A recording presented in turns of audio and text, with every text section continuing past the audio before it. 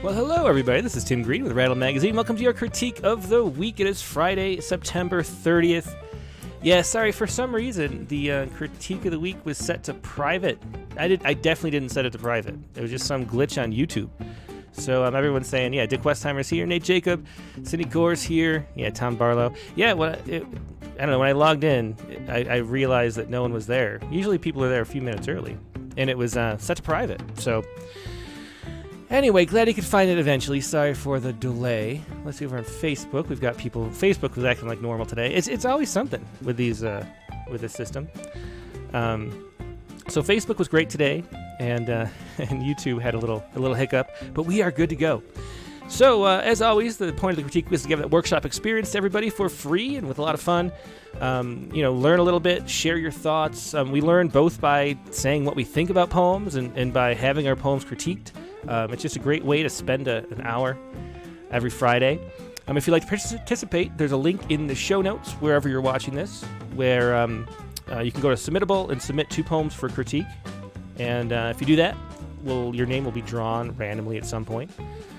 But we look good. So Chrissy Stegman's here, Joe Barkas here, Katie Dozier's here, Josh Williams, Nikita Parek, Lisa Mills. Good to see you all. So glad you could join me.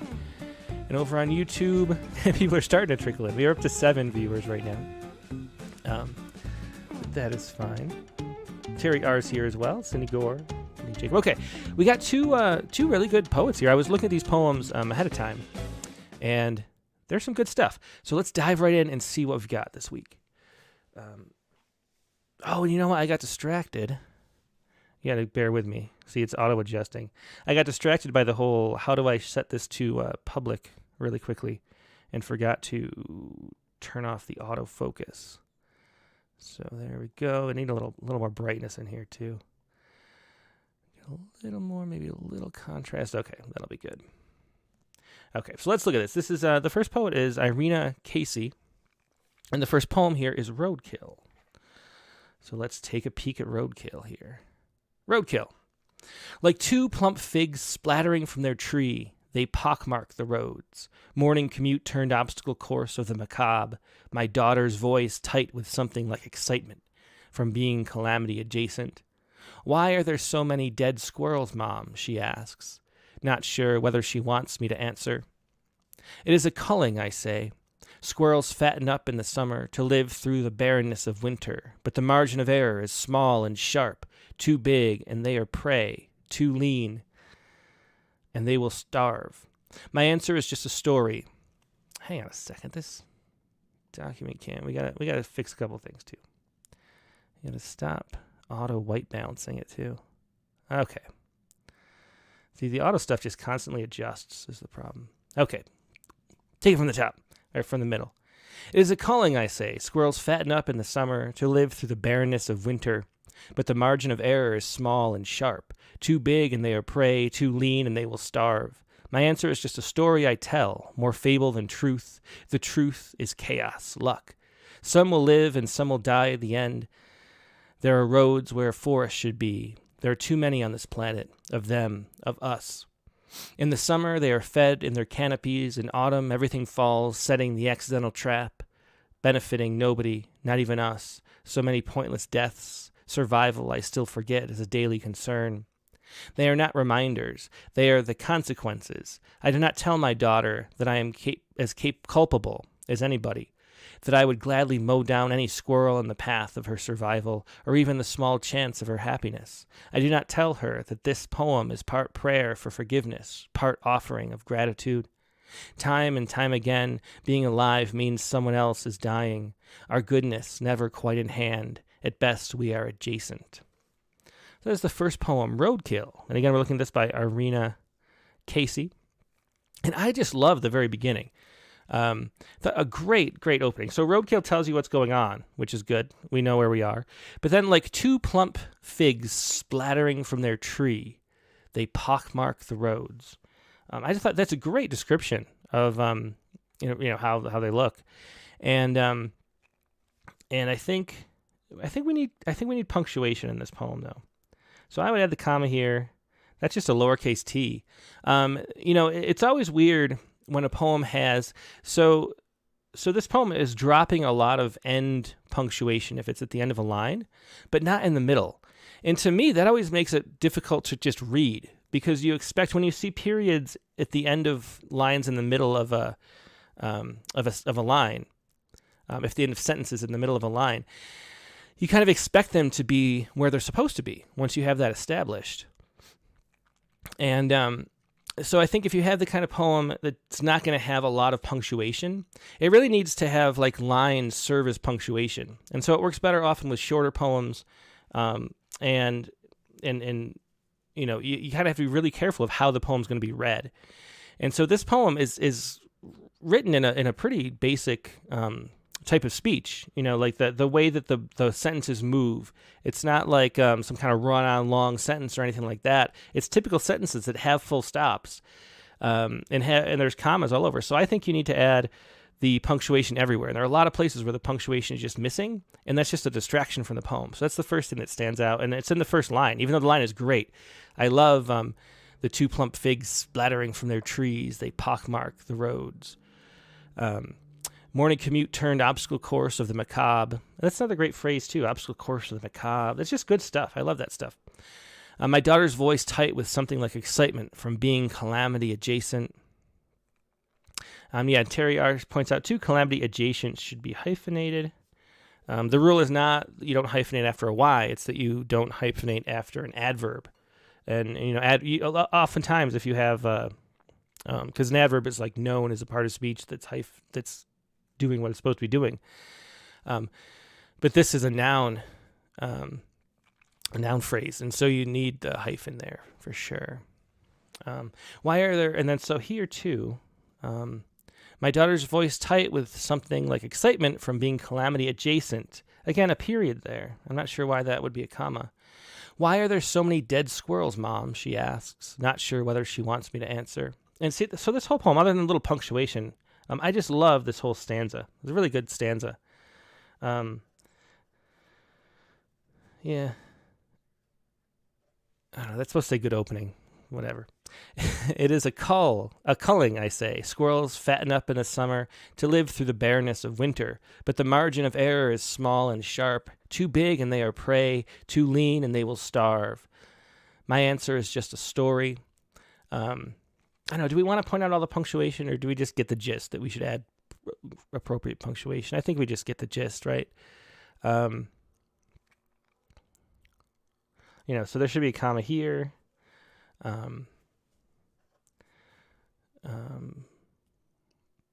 Yeah. And I'd probably, you know, we have, you know, 2 semicolons. I'd probably just make this a period too and capitalize. My answer is just a story I tell, more fable than truth. The truth is chaos, luck. Some will live and some will die. The end. Some will die. The end. So this, I think, in the end. I think it's just a typo. In the end. And then here we need punctuation too. Maybe a dash or maybe a period. There are roads where forest should be, and then again, some kind of maybe a semicolon there, or a period. There are too many on this planet, of them, of us, and then there, period. This might be one place where you might want an ellipsis.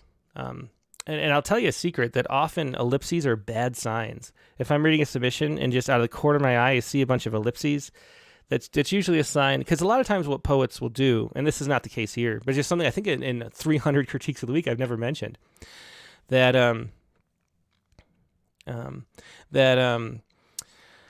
ellipses oftentimes in like a submission, or what a poet will do is like not really know where they want to go, and then they'll just be like, okay, I'll just ... and trail off. And some poems have like 3 or 4 of those, and it's a sign that the poem's not done yet. And it's a very clear, kind of obvious sign. Terry R. says no comma after summer. Let's see. Is it a calling? I didn't really read the sentence. Let me see. Is it calling, I say, squirrels fatten up in the summer to live through? Yeah, you're right. No comma there. Sorry. I didn't really look at it. Okay. In the summer, they are fed in their canopies. So I'm liking the poem all through here. And as somebody said, who was it?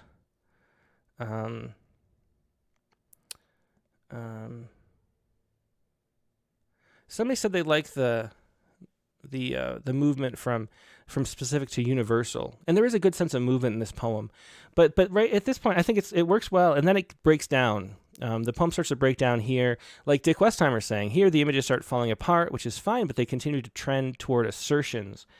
And really, this whole section here, I would say, feels like it's like spinning its wheels to me, and I feel like the poem really doesn't need to be this long. It feels like it's drawing out. I feel like it's drawing out just too far into this stuff where it doesn't really add a lot to the poem. Like we could get to this much quicker. So let's think of that as we read through. And let's see. Nate Jacobs says, I like the opening, the surprise of moving from fallen fruits to flattened squirrels, but it almost took too long for me to get there. Exactly what I was just saying. Only on second reading did I realize the splattered things were the squirrels. Interesting. Yeah. And Josh Williams says, I want the poem to play with white space, maybe dividing the lines to create a path in the poem and through the poem. It might even act as a metaphorical culling, something to consider at least. That'd be interesting. Yeah, that's an interesting suggestion. Anyway, let's keep reading a little bit. In the summer, they are fed in their canopies. In autumn, everything falls, setting the accidental trap, benefiting nobody, not even us, in so many pointless deaths. And again, we need something there, period, probably. Survival, I still forget, is a daily concern. And so here, like, it really starts to break. See, this feel the way the sentence feels. Survival, I still forget, is a daily concern. That's so much in like a spoken voice and not like the storytelling, imagistic voice of this up here. Like we kind of get into this like rhetoric, versus just telling what's happening. They are not the reminders, they are the consequences. Again, we need periods, I think. I do not tell my daughter that I am as culpable as anybody, that I would gladly mow down any squirrel in the path for her survival. The survival for me, I would mow down any squirrel in the path of her survival. I think this is so obvious that it doesn't really work. I would just jump right to in the path of even the small chance of happiness. Because who wouldn't run over a squirrel for the sake of their child's survival? I mean, that's just such a, it's not saying much, I don't think it adds it. And it sort of throws me out of the poem a little bit because I said, well, obviously it's kill a squirrel to save your child. But even the small chance of happiness is significant. So I like that. That confession. So I think this part, the poem kind of picks back up here. I would say this should be up there.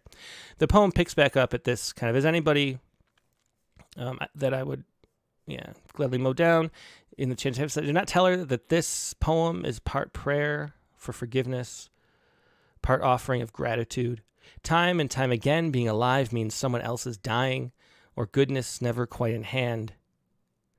At best, we are adjacent. And as someone mentioned, I think it was Cindy Gore, likes the adjacent, returning from the beginning, where calamity adjacent up here, and then being adjacent, and how we're all adjacent to death all the time. I mean, life is adjacent to death. That's just how the world works, and it's the squirrel world, and it used to be the human world a lot more than it is now, but Nate Jacobs said, I feel badly for the squirrels, but I feel worse for the daughter. Maybe a message of hope is for the child, as a tension against the dead squirrel's travails of survival.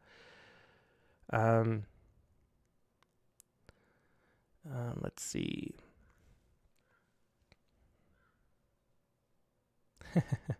And Dick says, a challenge, my next poem, every line will end with an ellipses. Yeah, I mean, if you're doing it on purpose, you can pull it off. Let's see. Yeah, so what I would do this poem is just clean this up and get to the end quicker, I think. Time and time again, being alive means someone else is dying. So where could you jump? I do like this, swerving even for the small chance of her happiness. There's a nice like rhythm to that line. It's a good line, and there's some power to it. But I think maybe what we want to do, so I think we would cut a lot. I'm going to see if I can figure out what to cut. I'm sitting on my foot. So let's figure out where we would jump and what we would cut.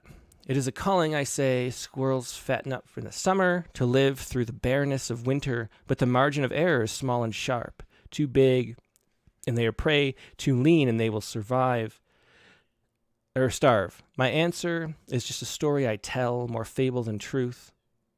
The truth is, can we jump there? The truth is, where would we jump?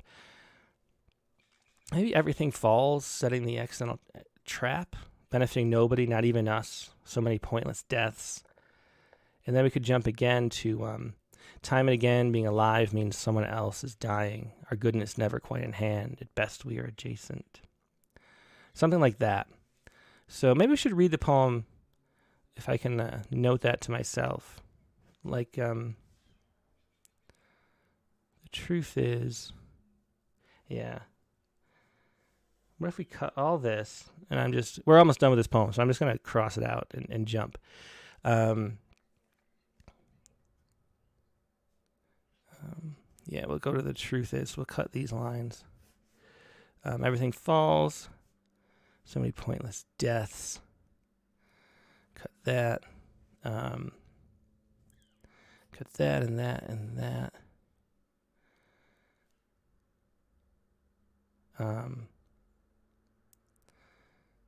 Yeah.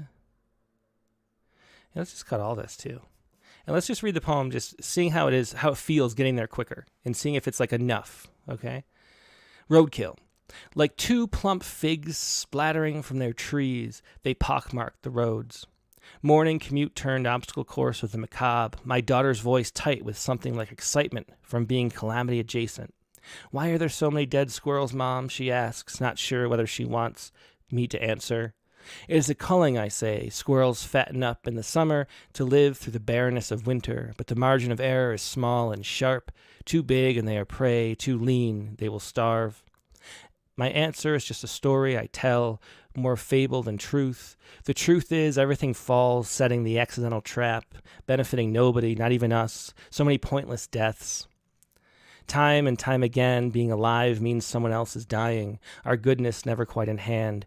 At best, we are adjacent. How about that? Yeah, I think it feels a little bit missing. So what would be missing? The questioner says, I think rather than jump and cut, I'd bring back the image making the first verse, developing the original images as metaphor. It seems the poet already had a message, which could be subverted. Yeah, maybe. I mean, I think my main takeaway is that the poem is really spinning its wheels here with a kind of, also like this sort of moralizing about like, you know, the environment and stuff. It's stuff you see over and over again. And to get to it, you have to get to it in a more interesting way, I think. And so this doesn't really add a whole lot. But maybe the poem just isn't ending here. Maybe there's like another stanza that pulls back from the image in the top and brings us back to that, changed a little bit. And I think maybe that's what the poem wants to do. Yeah, good point, Dick. I think you're right. Let's see.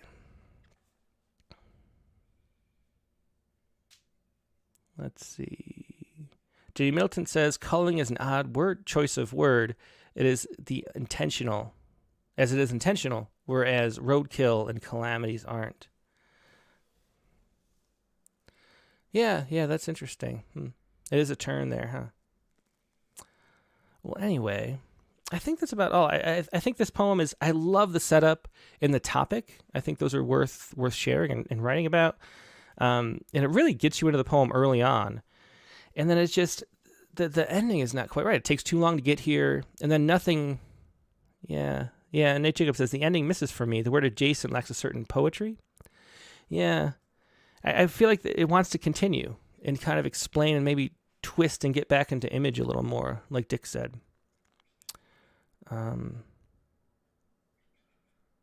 Joe Barker says, could focus more on the choice. Under what conditions do you kill a squirrel? Yeah, I mean, there's potential for places for it to go. And so maybe the issue is just seeing where it might go. Extend the poem a little more. It's a great setup, though. So let's take a look at the other poem and see. We have 10 minutes left for the first poet, maybe a little more. Poem number 2, again, this is from Irena, Kaci. This is Communist Daughters. And yeah, just to finish out that last point, Nate Jacob says, I'd love to see a real turn at the end, a surprise. Yeah, that's what it's missing. Like, we need to shift something, I think, and add a little bit more. Push the idea a little farther.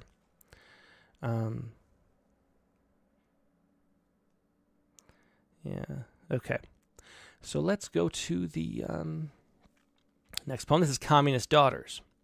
I am pregnant with my second baby, and it is coming right now. The year is 1984, and in another country, there's a novel written about this year, a novel that I haven't read, but at least I am living it, the novel I mean, and my life also, though not, as you would say in that country, to the fullest. That doesn't bother me, that fact I mean, because some things do bother me, this baby coming for one, and the other one at home, and even the third that I will one day have, to say nothing of my husband, their father, and maybe even all husbands and fathers. I am in the hospital, a communist-era brick-and-mortar hospital. The walls are clean and white as the punishing snow, stiff as the nurses' uniforms, all white except the red-hot stars on the hats, red like the blood spilled from the brave soldiers who fought for our leader, red like me, my own searing blood, of which I am terrified. The midwife says, keep your eyes closed. I hear my own screams splatter back to me from the thin walls. The birth noises roll around the room, and the baby, a girl, comes into her own story. I am here sobbing, for I don't know what, with my daughter born, like all daughters, screaming. And that is the second poem, Communist Daughters.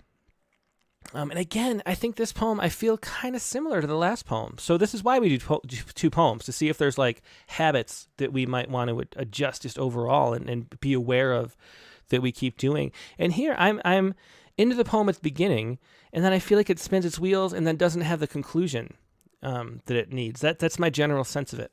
I wonder where we've gone, really. So Communist Daughters, I am pregnant with my second baby, and it is coming right now. It's a good start, again. So we have Communist Daughters, which sort of sets the stage. It's not the most interesting title, but it does have some function. It's unusual, so we know kind of like what we're getting into a little bit. I am pregnant with my second baby, and it is coming right now. I think the presentness of that, present tense is evocative and makes you sort of jump right into the poem right there. Again, at this poem, the lack of punctuation sometimes at the end of lines I think it could be rearranged a little bit so it just never has punctuation, and that would work as well. But in general, I think probably just continue punctuating. Maybe a dash there, just to keep it, just to signify that something's stopping in that sentence. The year is 1984, and in another country, there's a novel written about this year. I think maybe I'd cut the and. That feels a little unnecessary. I think the rhythm better without it. In another country, there's a novel written about this year, a novel that I haven't read, but at least I am living it. And then again, we need some punctuation. The novel, I mean, and my life also, though not, as you would say, in that country, to the fullest. That doesn't bother me, that fact, I mean. Again, comma, the fact, I mean, because some things do bother me. And so up to here, I was really engaged. And then this gets into abstraction again, and this kind of like thoughts rather than telling us, like letting us see the story and like embodying the voice of the speaker, So that doesn't bother me, that fact, I mean, because some things do bother me. This baby coming for one, and the other one at home, and even the third that I will one day have, to say nothing of my husband, their father, and maybe even all husbands and fathers. So this like riff it feels like it's going on a long and sort of there's not a lot of like spark to it, It's just sort of a thought that it's not even the kind of thought that you would fully form in your head. Maybe that's the problem. It's kind of an abstract thought that is only put into words, and once put into words, it seems long. Yeah. Tom Barlow says, should the N dashes be M dashes? And yeah, for sure. The dashes are inconsistent. There's three kind of dashes. They're hyphens, which is what this is. There's an N dash, which is what you really just use to separate like dates and things like that. And then there's an N dash, EM, M dash, that is even longer than that. And so the dashes in poems should be M dashes, and these are hyphens. Let's see. I am in the hospital, a communist-era brick-and-mortar hospital. So again, this stanza is sort of, it pulls us out of the scene in a way that doesn't really add a whole lot. But then we get back to the scene, and I'm sort of I'm happy to be back in the poem at this point, I feel. I'm in the hospital, a communist-era because we have the scene set up, and I want to know more about it. Like, I'm curious about the scene. And so that I get to see that it's a communist-era brick-and-mortar hospital. The walls are clean and white as the punishing snow. So we get some sense of the environment too. Stiff as the nurses' uniforms, which is really great. I love that. All white except the red hot stars on their hats. Again, that's really good. Great detail. Great detail there. Red like the blood spilled from the brave soldiers who fought our leader. And again, this is the only, so Dick Westheimer says, do all these things bother the poet? And here's the only sort of reaction. The speaker does say our leader and not like their leader or the leader. So it kind of is owning the communism here, the brave soldiers who fought for our leader. I don't sense any irony there. So it feels like that is one hint at what the poet feels, but sort of it's like it's one of those things where the presence of it points out the omission of it everywhere else, because there's not a lot of actual reaction to what we're seeing in this poem. Like, we don't really know what the speaker thinks. Like my own searing blood, of which I'm terrified. The midwife says, keep your eyes closed. I'm not going to point out, but we need punctuation. I hear my own screams splatter back to me from the thin walls. The birth noises roll around the room as the baby, a girl, comes into her own story. And so again, so we re-enter the scene, and I'm following along and happy with the scene again. I'm good up to here. And I am here sobbing for I don't know what, with my daughter, born like all daughters, screaming. And with this part, the I don't know what, that's what the poem is about, like figuring out what the I don't know what is. And so you sort of set this up, very similar to the last poem, really, where it wanted to have a turn and something different happen, like some kind of learning, some kind of surprise that, like Nate Jacob pointed out. Here you get to the I don't know what, and it says I don't know what. And this is what we're mining and kind of digging into. Like, the setup is to get to what the I don't know what is. And so Tom Barlow says, I don't know why she's sobbing either. And I think that, a poem has a purpose. There's a reason a poem exists, and it's to figure something out. And that's what the poem wants to figure out, but we stop the poem right there. So again, similar to the last poem, like, it's a great setup, cut some of the clutter that doesn't add a whole lot, and then keep it going. And write another chunk to try to get into interrogate that. I mean, you can even speculate, it could be, I'm here sobbing for I don't know what, with my daughter born, like all daughters screaming. Maybe it's the blah, blah, blah. Maybe it's the blah, blah, blah. You could do that. But we have to kick into that gear of mining our own subconscious for what we really want to say, because it hasn't been said yet, I don't think. Let's see.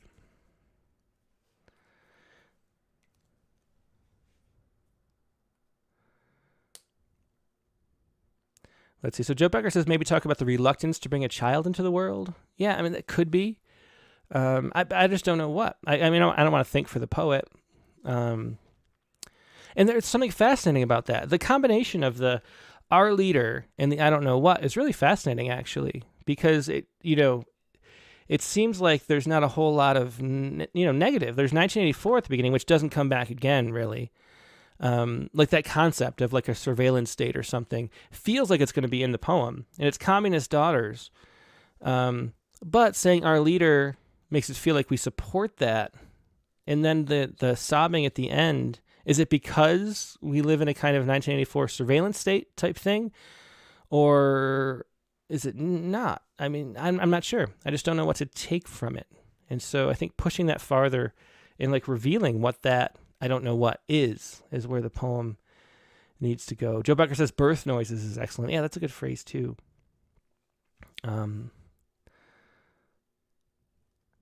Yeah. Nate Jacobs says it reads like a suppression of those, not as a celebration or an empowering of those. I wish it had power behind it. Joe Becker says, yes, use 1984 in a skillful way. Yeah, I think maybe we're supposed to assume things. Am I supposed to assume that this communist state is a 1984-like state? And then if so, I think it needs to come in a little bit more too. It's the whole, if it's in the first line and then it's never picked up again, it should at least be called back, I think. Attractive Fahey says, what then if the last two lines were introduced a bit earlier and then speculate? We might follow all the imagery. Yeah, that could be. Like we could move this. I'm here sobbing. That could be up here. I'm pregnant now with my second baby, and it is coming right now. I am sobbing for I don't know what, with my daughter born like all the other daughters screaming. The year is 1984, so we could just slide that up, and then maybe it would feel more circular, but we'd still have to get to what the point is. Like we still have to examine that, interrogate that. Muriel Class says something about the plight of women. Didn't catch the beginning. Yeah, there's this section here which maybe hints at it, and this section too. So in my life also, but at least I'm living it. The novel, So it is kind of saying that this is 1984, but we don't feel it at all, I guess is the point. My life also, though not, as you would say in that country, to the fullest, but that doesn't bother me. So that ends up not being the thing that we're talking about with the I don't know. That fact, because some things do bother me. This baby coming for one, and the other one at home, and even the third that I will one day have, to say nothing of my husband, their father, and maybe even all husbands and fathers.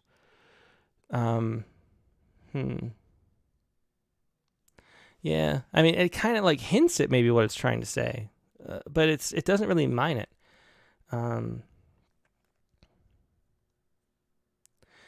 Let's see, Nate Jacob again. I think the last two lines do or could serve as a great scaffolding for a potential story, but it has to take me somewhere to explain the grayness and the detachment. Yeah, good way to put it. Tara Meselick McMahon says, I feel the power of this poem, a woman giving birth to a daughter, a life filled with many reasons for screaming. It hit me hard, would be stronger without the husband line, which weakens it. Yeah, we can make assumptions, I think, about what it means. I don't know. I feel like it needs to be more just pushed farther again. Let's see.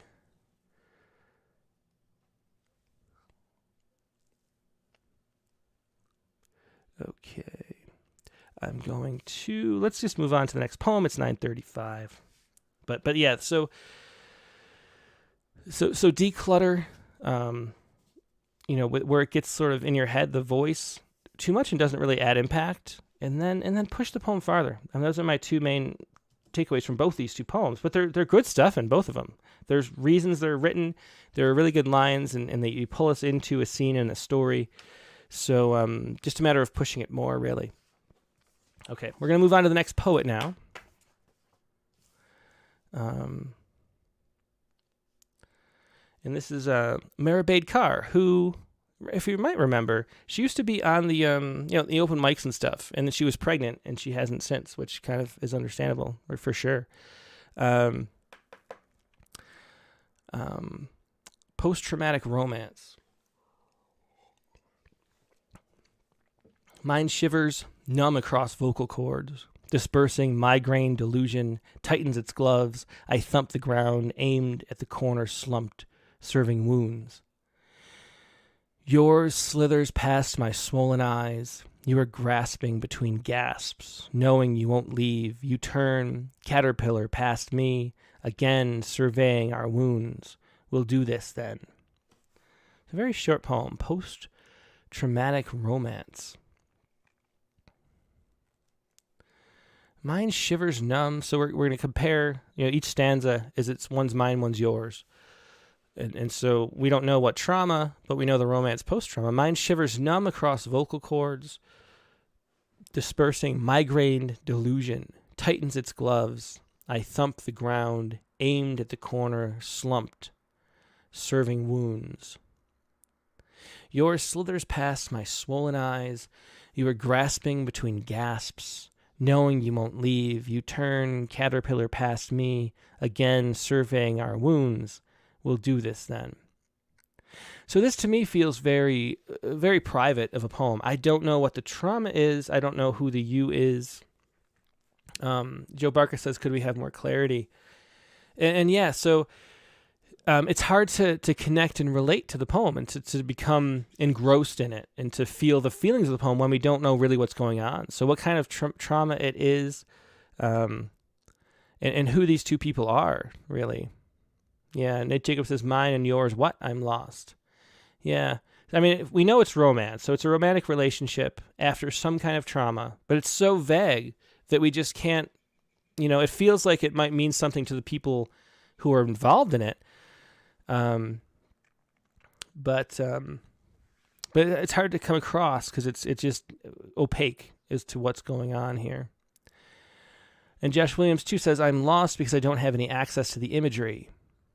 Nate Jacob, I do like the phrase caterpillar past me. And Tara McMahon says, too, and at caterpillar past me, I love the poem making caterpillar a verb, but need more before that. Mariel Class says, I'm feeling domestic violence. Nate Jacob says he'll attempt to caterpillar past things all day. I think that's a great idea. Let's caterpillar everywhere we go.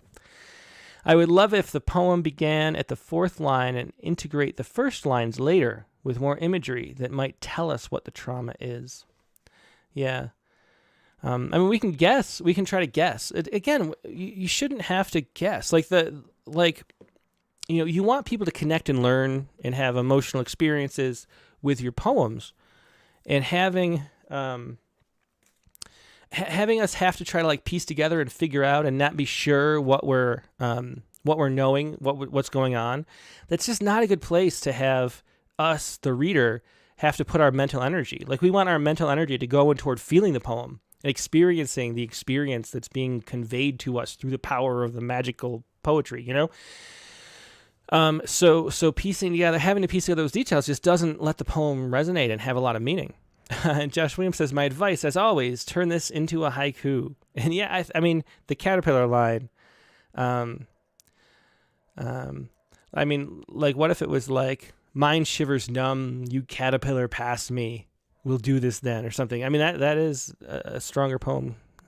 Josh Williams says, caterpillar past me, our wounds.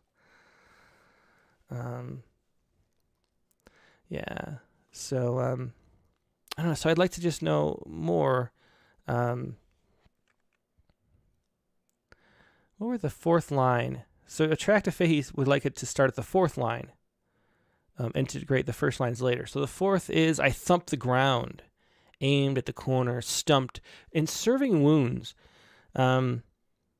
Serving wounds. It's a very interesting way to phrase that. And who is it serving wounds to? That's a very interesting image, but it's a little unclear as well.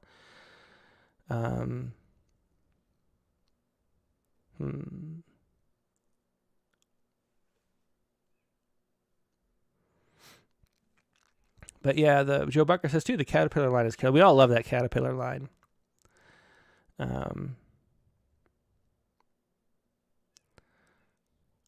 Yeah, and Joe Barker says, too, this is a good point. I thumped the ground, aimed at the corner, slumped, serving wounds. The corner of what? We don't know where we are. So it's one of those poems that feels like it would probably mean something to the you, but it's so hard to extract that out because we don't get a whole lot to work with, even though there's some great lines. So you could help a lot with a title that tells us a little more about what the trauma is, perhaps.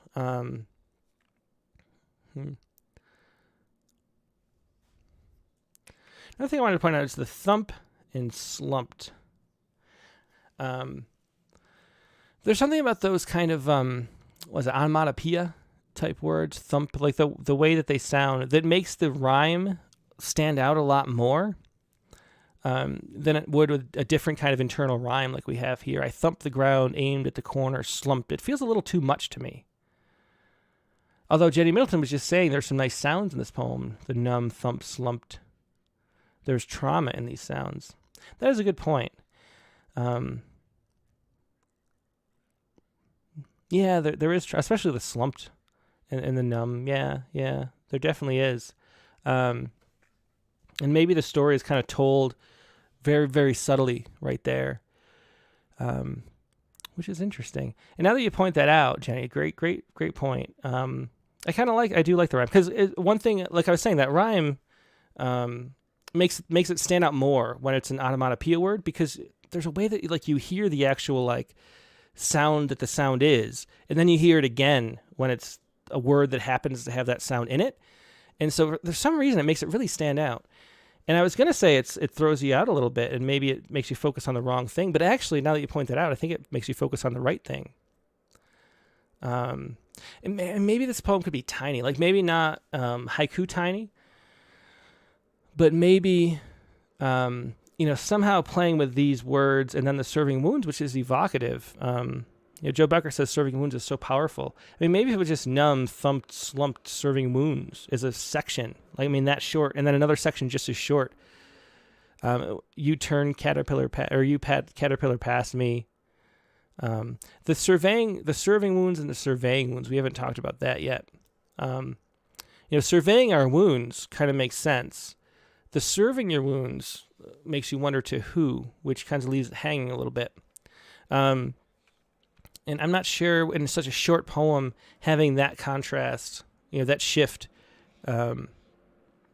does enough work.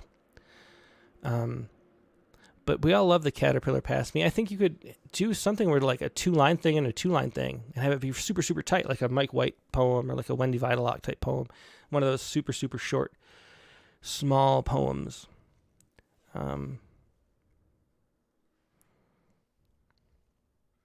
Onomatopoeia, which is O-M. I have no idea how to spell it. There's a D in there. We'll have to do vocab someday, a spelling test. I think it's like a 6th grade spelling.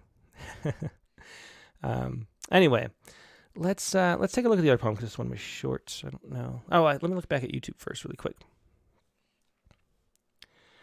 Lori A. Ziantara says perhaps a transitional middle stanza that clarifies. That's a good suggestion too. I mean, instead of shortening it, which I think there's some really cool lines, which is why there's like this urge to maybe make it super short, that have a lot of content and like power to them. So that's like the impulse is to shorten it maybe, but extending it out and telling us a story more in the middle is a good suggestion too.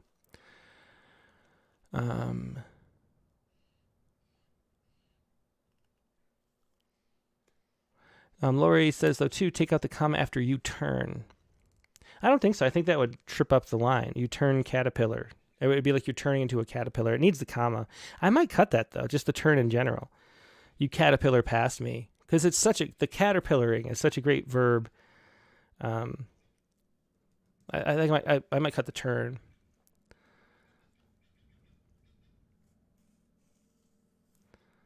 Let's see.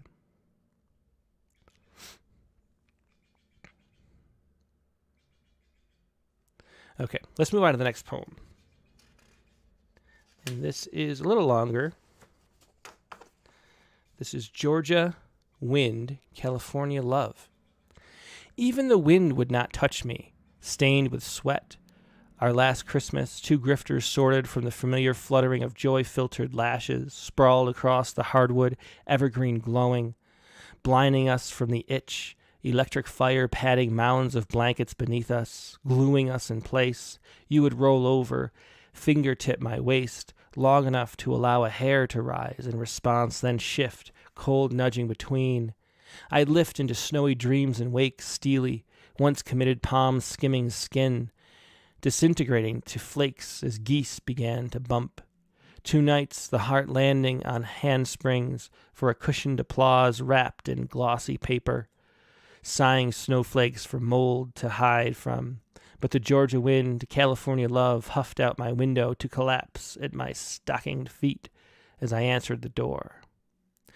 Yeah, an interesting poem here. This I love the sounds of it. It was very fun to read. A lot of alliteration and assonance, consonants, and things. A lot of playing with that in the poem. Even, and I think I'm not sure why there's a comma there. And I didn't read it as if there were. Even the wind would not touch me. And why on its own line, too? I wonder. Like, why not just like that? Even the wind would not touch me, stained with sweat. And again, like the last poet, and this is Mera, Baid, Kaur, but we have similar to who's the other poet? Irena, Kaci. We have this situation where there isn't punctuation where it should be at the end of lines. Here we have a lot less, but there's still a period at the end. And there are commas and colons in the middle. There are dashes. Here we have a new sentence starting without any punctuation, and it just trips you up, I think, to not have it. Like, punctuation is there for a reason. It's a guide. They're like street signs or something, as your traffic is flowing, and they keep the traffic flowing. Our last Christmas, 2 grifters sorted from the familiar fluttering of joy-filtered lashes sprawling across the hardwood. It's just fun to read, though. I love the sounds. Evergreen glowing, blinding us from the itch, electric fire padding mounds of blankets beneath us. So we have this scene, and I think we're going on vacation for the winter, from California. That's kind of, that was my impression. And so, being cold in the wind, huddling beneath these blankets at a Christmas. Is Georgia, I guess there's like the North Georgia mountains. Cindy Gore says, to me, the title doesn't match her poem connotation-wise. Yeah, interesting. Look at other comments. Nate Jacob says, some good wordplay, sound, imagery, all the touches were delightfully described. Yeah, great way to put it. Katie Dozier says, I love place waste sounds. Yeah, definitely. Joe Bark is intrigued. And Nate Jacob spells it for us. Thanks, Nate. It's Otto, Ano, O-N-O, Mato, M-A-T-O, Poeia, P-O-E-I-A. And those are words that, the word is the sound itself, like purr or like bark, or like roof, things like that. Woof, stuff like that. So words, they're the sounds. Is onomatopoeia. It's a fun word to say too. So let's see if this has really fun. I think it's a little bit, it's so fun to read that I kind of almost forgot to pay attention. It's just so fun. All the different sounds, the sound play. Evergreen glowing, blinding us from the itch, electric fire padding mounds of blankets beneath us, gluing us in place. And again, this poem is very close, though, to the kind of poem where you could have no punctuation and be fine. So for here, maybe I just make a whole new line there, or a new stanza even, and just continue not punctuating. Oh. So Nate Jacob actually made the spelling. Now I have to look it up to correct the record. Thanks a lot, Nate. He made up the spelling of onomatopoeia. Let's see what... No, he didn't make up the spelling. What are you talking about? Onomatopoeia. That is right. Okay, never mind. I don't know what you mean. Let's see.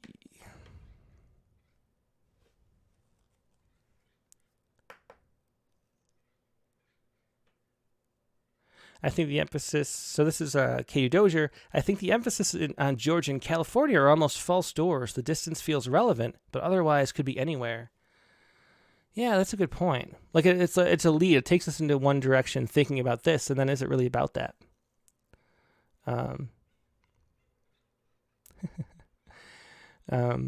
Anyway, you would roll over, fingertip my waist long enough to allow a hair to rise in response, then shift, cold nudging between. I'd lift into snowy dreams and wake steely, once committed palms skimming skin. That skimming skin, that's just great sounds everywhere. The once committed palms, that's a key. Once committed palms, disintegrating to flakes as geese began to bump. 2 nights, the heart landing handsprings for a cushioned applause, wrapped in glossy paper, with the applause, glossy paper, although that P sounds, sighing snowflakes for mold to hide from. But the Georgia wind, California love, huffed out my window to collapse at my stockinged feet as I answered the door. Very interesting. I love the ending and answering the door. There's a way, I mean, a lot of times we talk about being more clear, but sometimes ambiguity can be really powerful if there are a lot of other elements going on in the poem. And so answering the door to what makes me more intrigued than frustrated. And so I actually like that. I agree with this. We don't get enough. I think it is a false door, or maybe just a false lead, that we don't get a whole lot of like what the story is. What was the once committed, and what is the California love? I mean, yeah. So Jim Langford loves long enough to allow a hair to rise. That's great imagery. I agree. And Katie Dozier, I love how the poem continues beyond the words. Yeah, it does. I mean, that's the thing. Like it leaves us open to imagine what comes next. And Joe Barker says, I don't even care what the poem is about. I just want to hear it again. Yeah, it's just fun to read. I really like it. So how can we clean it up to make it feel, I think maybe just a different title and not focusing on this Georgia wind, California love.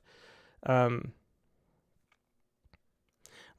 also the slash, the sort of either or slash here, I find it a little confusing too. Georgia wind / California. How is Georgia wind and California love like the same thing or even similar? And because it's the title, it makes it seem like really important, but I don't really understand. Joe Barker says, but what is happening? Yeah. And so I'm not quite sure. So maybe, I mean, I don't know, this California love idea. Maybe instead of doing the slash, we could say, but the Georgia wind huffed out my window, and then say something about the California love separate. And then we maybe get a little more sense of it. And maybe also the title can just do more to tell the story too. Like it's one of those poems where, I mean, there's those beautiful Chinese poetry where the title is long and tells the whole story, and then you just get the feeling and image and sound through the poem. And that could be the way this poem works. Because if we were just told, because you don't need the story to feel the feeling of experience we're going on here. The only thing I would caution if you did that is to make sure that we leave the kind of mystery in this last line, because I really do, like Katie Dozier said, love the way that the poem continues after the poem's over. Mera Class says the last line suggests that she is just waking up from their reverie. And yeah, that's the thing. Like, is answering the door like to more of this and like continuing, or is it like an end to this? And we don't know which it is. And I think that's actually a cool ambiguity because it lets us participate in the poem. So in this case, because there's so much to enjoy in the poem, we're already feeling it. You know, you're feeling all these, you know, the hair, the hair to rise in response, then shift, the cold nudging between. We're feeling all that stuff. So we're in the moment. And then to wonder at the ambiguity of what comes next is actually a nice thing. So I would want to make sure I didn't lose that. But I think using the title to like set it up a little better. So I'm guessing that there's like some kind of like tryst going on in Georgia, and it's, you know, cold and they're not used to the cold, and that's why California. But it's just a guess. And I think maybe spelling it out here would help us out a lot. Yeah, that's the other thing I wonder about too. Maybe is it the country of Georgia? Is it cold in the country of Georgia on the Baltic Sea or whatever? But Josh Williams says, look, I live in Georgia. Winter wind in this state is mostly like a drunk guy breathing on you. That's funny, Josh. That's kind of a poem. You should write a little haiku. That should be a haiku by the end of this broadcast. I want to see that as a haiku. Let's see. Any other comments here?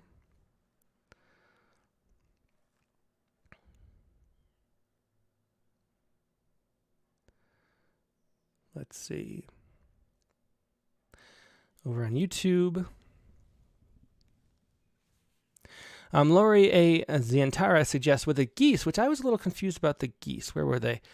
The geese, as geese began to bump. I was a little confused about that reference, but there's so much sound play. It's fun to just read and let things go over.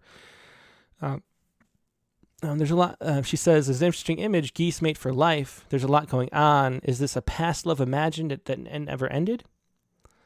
So Deborah Martin's interpretation here is Georgia Wind is like one person in the. I think she deleted it for some reason. I thought it was a good comment. So she said that the Georgia Wind was like one person and the California Love was the other, and so maybe that that's why it's like split like that. Like we're in this relationship and one of us is like cold like the wind and the other is the California Love. It's hard though. I mean, I could see that, but it's hard to reconcile that with a poem to me. Yeah, here's Deborah Mark. Yeah, so Georgia Wind, one individual in the couple, California the other. Does that make sense? Did I just But see, the Georgia Wind and California, they both huffed out my window. So I'm not sure how that works.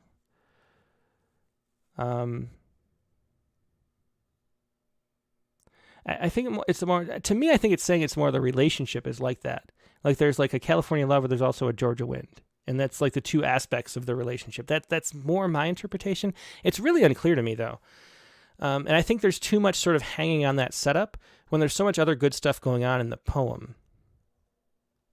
Tom Barla says, and a good point too, the wind is personified in the first line, but not the love. And yeah, that's true. Because the wind would not touch me. Yeah. I just like a little more clarity about what the setup is. That's kind of it. Let's see. We have a couple minutes left. And I think that's it for this. Let's read. I just kind of feel like reading a poem. Can I read a poem? Now, we're talking about the onomatopoeia. It reminded me of this poem. Where it's fun playing with that. We'll close out just sharing a poem, I think.